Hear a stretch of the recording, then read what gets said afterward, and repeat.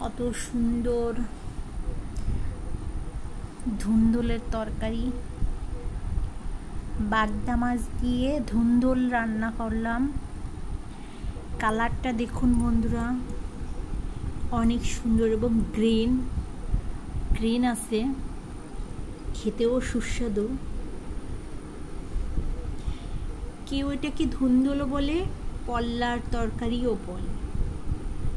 তো চিংড়ি মাছ দিয়ে সব থেকে বেশি ভালো লাগে ধুন্দুল।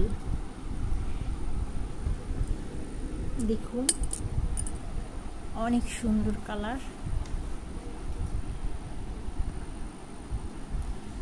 লোভনীয় স্বাদের একটা তরকারি।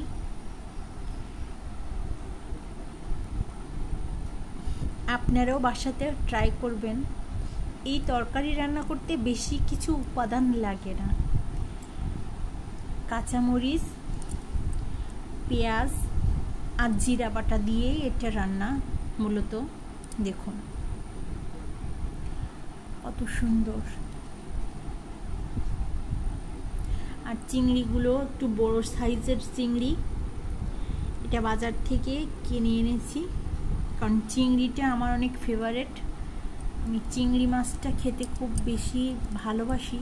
আমার মতো কে কে আপনারা চিংড়ি মাছ খেতে সব থেকে ভালোবাসেন কমেন্ট করে জানাবেন।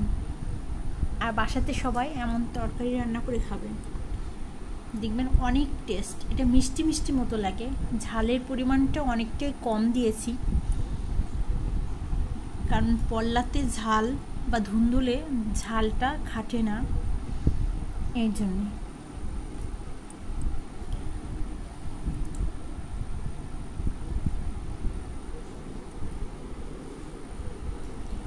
অসাধারণ লাগছে।